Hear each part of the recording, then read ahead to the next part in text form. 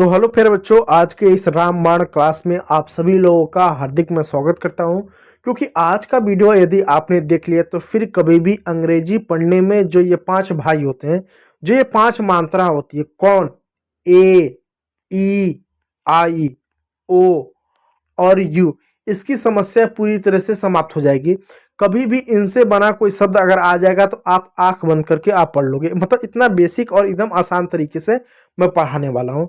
देखिए बच्चों, ये जो क्लास होगा हम जीरो से होगा। जीरो से मेरा मतलब है कि हम वहां से स्टार्ट करेंगे जहां पर किसी बच्चे को कुछ नहीं आता है। मैं अक्सर कहता हूँ बच्चों, जब आप अंग्रेजी पढ़ने की कोशिश करते हो, कोई शब्द आपको दिख जाए तो शब्द में होता क्या है, कुछ अक्षर होते होंगे। जैसे यहाँ पे देखो एक शब्द लिखा है तो इसमें कुछ लेटर आपको दिख रहा होगा ना। तो पहले आप लेटर को समझो कि लेटर मतलब क्या होते हैं, कितने प्रकार के होते हैं, किस अक्षर का कैसे और किस तरीके से यूज किया जाता है। ठीक है, तो आप जब इनको समझ जाओगे तो बहुत आपके लिए आसान हो जाएगा अंग्रेजी पढ़ना। तो देखो बच्चों, अंग्रेजी में टोटल आपके 26 लेटर होता है। कितना? 26। इनको दो भागों में बांटा गया है। पहला बांटा गया बच्चों वाउल में, दूसरा बच्चों बांटा गया कॉन्सोनेंट में। तो जो वाउल होता है ये हमारे 5 होते हैं। आप देख सकते हैं ये पांचों लोग इधर आपको दिख रहे होंगे। उसके बाद बच्चों आपका आता है कॉन्सोनेंट, जिसको हम हिंदी में व्यंजक बोलते हैं। बच्चों का अक्सर एक सवाल आता है, कहते हैं कि आप कॉन्सोनेंट पढ़ाते हो, क्यों पढ़ाते हो? वाउल तो ठीक है, बिना मात्रा का कोई शब्द नहीं बन सकता है, इसलिए आप वाउल पढ़ाते हो। ये कॉन्सोनेंट जो होता है आप इसको क्यों पढ़ाते हो? ये हम क्यों पढ़ें?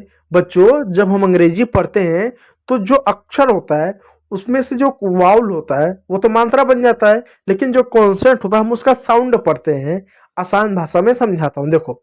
जैसे ये मैं एक साउंड लिखता हूँ, क्या लिखूं मैं? सी लिखता हूं। ठीक, ये एक अक्षर मैंने लिख दिया। इसको आप क्या पढ़ोगे? आप पढ़ोगे इसको सी। सभी लोग इसको सी ही पढ़ते हैं, लेकिन मैं अगर एक शब्द लिखूं CAR तो आप क्या पढ़ोगे? आप पढ़ोगे कार। अब बताओ बच्चों, इसको आपने सी पढ़ा, लेकिन यहां पर जब मैंने एक शब्द लिखा तो इस सी को सी नहीं पढ़ा, आपने क पढ़ा। क पढ़ा ना, सी कहां बोला? आपने सी नहीं पढ़ा, क पढ़ा, कार। आर को आर नहीं पढ़ा, र पढ़ा। तो ये जो आपने पढ़ा ये क्या था? ये था इनका साउंड। तो जो साउंड होता है वही हम प्रयोग करते हैं जब हमको अंग्रेजी पढ़ना होता है। जैसे अगर मैं लिख दूं BALL तो आप पढ़ोगे बॉल। क्या पढ़ोगे? बॉल। तो बी को आपने ब पढ़ा, डबल एल को आपने ल पढ़ा, तो साउंड पढ़ा। तो कॉन्सोनेंट आपके बच्चे कितने होते हैं? 21 होते हैं। ठीक है, चलिए इन कॉन्सोनेंट का हम साउंड पढ़ते हैं। तो मेरे साथ पढ़ने की कोशिश कीजिए एकदम बेसिक से। तो बी से बच्चों आपका होता है ब साउंड, सी से बच्चों होता है आपका क साउंड, और डी से बच्चों होता है आपका ड साउंड, और एफ से बच्चों होता है फ साउंड। तो बी का ब होता है, सी का क, और डी से ड, एफ का फ, और जी से बच्चों ग साउंड आपका होता है। ये 5 को आप याद रख लीजिएगा, ये बहुत कठिन नहीं है। ठीक है, एक चीज और बता दूं, जो आपका बच्चों सी होता है, सी से सौ भी होता है। ठीक है, इस बात को याद रखिएगा। चलिए आगे और चलते हैं। आगे और देखिए, आगे है बच्चों एच। एच से बच्चों हमारा ह होता है, जे से बच्चों ज होता है, के से क, एल से ल, एम से म। ठीक, इतना आप याद रख लीजिएगा। ठीक है प्यारे बच्चों, चलिए आगे और देखिए। एन से न, पी से प, क्यू से क और व, आर से र, एस से स, एस से बच्चों ज भी होता है। अब ज क्या होता है मैं अभी लास्ट में इसको बताता हूँ। ज, और टी से ट, वी से व, डब्ल्यू से व, एक्स से आधा क और स, वाई से य, और बच्चों क्या होता है? जेड से बच्चों ज होता है। अब देखो बच्चों, यह है ज, ये क्या है? यह है ज। और जब ज के नीचे बिंदी लग जाती है तो उसको पढ़ते हैं ज। क्या पढ़ते हैं? ज। तो यह है ज, यह है ज। अब जरा ध्यान दीजिएगा, मैं एक शब्द लिखता हूं ROSE। इसको क्या पढ़ोगे? इसको आप पढ़ोगे रोज।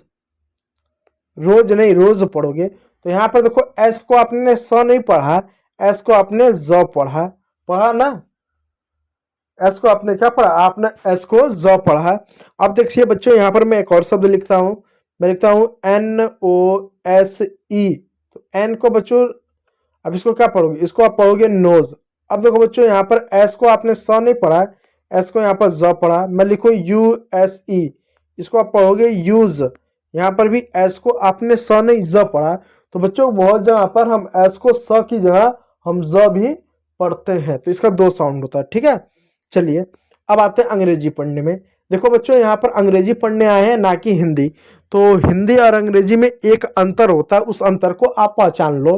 अंतर बच्चों क्या होता है कि जो हिंदी होता है, हिंदी में क्या होता है, जैसे मान लो आ की मात्रा है अपने पास, ठीक, तो आ की मात्रा को हम हमेशा आ की मात्रा पढ़ते हैं। ऐसा नहीं आ की मात्रा दिख गया तो कहीं पर कह देंगे नहीं ये इसको हम तो ई की मात्रा पढ़ेंगे, कहीं पर ऊ की मात्रा पढ़ेंगे। आ दिख गया तो मतलब आ ही है। अंग्रेजी में ऐसा नहीं होता।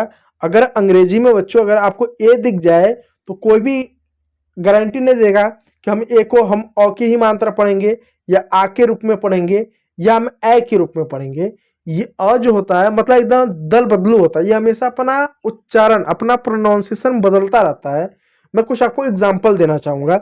देखो कुछ एग्जाम्पल मैं यहाँ पर दूँ, कोई जगह इस जगह पर देता हूँ। देखो जैसे मैं कुछ एग्जाम्पल दूँ, एक शब्द में लिखूँ CALL, दूसरा शब्द लिखूँ CAR, तीसरा शब्द लिखूँ CAT। ठीक, अब इस शब्द में जरा देखिए क्या चीज कॉमन है। इन शब्द में आपको एक चीज कॉमन देखने को मिलेगा, सब में ए है, सब में ए है, और जो ए है वो मात्रा किस पर लगा हुआ है, वो सब पर सी पर लगा है। यहाँ पर भी देखो मात्रा सी पर लगा हुआ है, यहाँ पर भी सी पर लगा है, यहाँ पर भी सी पर लगा है।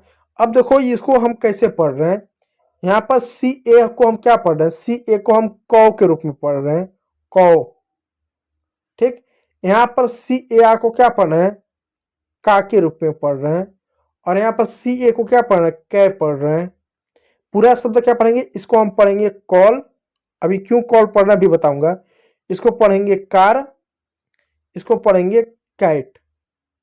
अब जरा ध्यान देना, इन तीनों पर सी ए पर मात्रा था, तो एक सी ए आपका कौ औ का मात्रा बन गया, एक सी ए आर आपका जो है, एक सी आर आपका औ का मात्रा बन गया, एक सी आर आपका आ की मात्रा बन गया, एक सी आर आपका जो है ए का मात्रा बन गया। तो है अक्षर एक ही, मात्रा भी एक ही है, लेकिन बच्चों उसका प्रोनाउंसिएशन बदला। तो आप ये मान लीजिएगा कि अंग्रेजी में जो 5 वावल होते हैं ए, ई, आई, ओ, यू, इनका फिक्स उच्चारण नहीं होता है, ये बदलते रहते हैं। तो बदलते रहते हैं तो हम ये कैसे जानेंगे कि सी को कब, हम कैसे जानेंगे कि ए को आ की मात्रा पढ़ना है कि ए की मात्रा। पता चला जहां पर आ पढ़ना रहेगा वहां पर औ पढ़ के आएंगे, और जहां पर औ पढ़ना रहेगा वहां पर ए की मात्रा पढ़ के चले जाएंगे। हम कैसे जाने कि किसको कब कहां पर क्या पढ़ना रहता है। तो बच्चों इसका जो होता है ना नियम होता है, देखो यहाँ पर रूल लिखा हुआ, रूल नंबर 1, 2, 3, 4, ऐसे करके मतलब कई सारे रूल लिखे हुए हैं। ये रूल क्लियर कर देता है कि आप ए को कब किस परिस्थिति में क्या पढ़ोगे। तो देखो रूल नंबर 1 को, जब दो कॉन्सोनेंट के बीच में ए आए, कॉन्सोनेंट तो पता चल गया ना कि ए, ई, आई, ओ, यू को छोड़ दो, बचा जो 21 अक्षर वो आपका कॉन्सोनेंट है। तो जब दो कॉन्सोनेंट के बीच में ए आए तो ए का उच्चारण हम ए के रूप में करेंगे। किस रूप में, ए। ध्यान दो, जैसे यहाँ पर देखो CAT आया, तो सी क्या कॉन्सोनेंट है, हाँ कॉन्सोनेंट है। टी क्या कॉन्सोनेंट है, हाँ कॉन्सोनेंट है। तो सी को आप यहाँ पर लिखो क, ए को लिखो ए की मात्रा, टी को लिखो ट, हो जाएगा कैट। एम क्या कॉन्सोनेंट है, हाँ। क्या एन क्या कॉन्सोनेंट है, हाँ। तो एम का बच्चों मौ साउंड लिखो, ए का ए लिखो, एन का न लिखो, हो जाएगा मैन। आर क्या कॉन्सोनेंट है, हाँ। टी क्या कॉन्सोनेंट, हाँ। दो कॉन्सोनेंट बीच में ए आया, ए का उच्चारण। आर का र लिख दो, ए का ए लिख दो, टी का ट लिख दो, हो जाएगा राइट। उसी प्रकार टी का कॉन्सोनेंट है, हाँ। जी क्या कॉन्सोनेंट, हाँ। एक दो कॉन्सोनेंट बीच में ए आया, ए का मात्रा। टैग, तो क्या पढ़ेंगे, cat, man, rat, tag, bat, chat. इस तरीके से फिर बच्चों क्या करेंगे, हम अंग्रेजी के सारे शब्द हम पढ़ेंगे। ठीक, चलिए अब थोड़ा सा हम और आगे बढ़ते हैं। एक आपको यहाँ पर एक शब्द आपको अपवाद मिलेगा, CAR। बहुत सारे बच्चे पूछते हैं सी भी कॉन्सोनेंट है, आर भी कॉन्सोनेंट है, तो एक तो हमने यहाँ पर आ पढ़ा, ए की मात्रा नहीं पढ़ा, क्यों ऐसा। एक शब्द मैं बता दूं, ए के बाद आर हो तो आ का मात्रा पढ़ते हैं, कभी भी याद रखना। ए के बाद अगर कभी भी अंग्रेजी में ए के बाद कभी भी अंग्रेजी में आर हो तो ए को हमेशा आ की ही मात्रा पढ़ते हैं। ठीक है, चलो दूसरा नियम देखो। दूसरा नियम क्या है कि जब ए के बाद एक कॉन्सोनेंट आए और कॉन्सोनेंट के बाद ई आए तो ई क्या साइलेंट होगा। ई साइलेंट हो मतलब ई का उच्चारण नहीं करेंगे और वहां पर ए का उच्चारण ए की मात्रा के रूप में करेंगे। ए से एडी होता ना, तो ए की मात्रा के रूप में हम उसका उच्चारण करेंगे।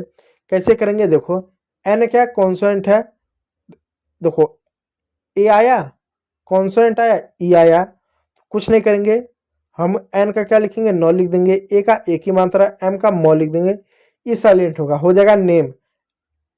अब देखो ए आया, कॉन्सोनेंट आ गया, टी तो कॉन्सोनेंट है, ई भी आ गया तो एल का लॉ लिख देंगे, ए का ए की मात्रा लिख देंगे, टी का टॉ लिख देंगे, हो जाएगा लेट हो जाएगा।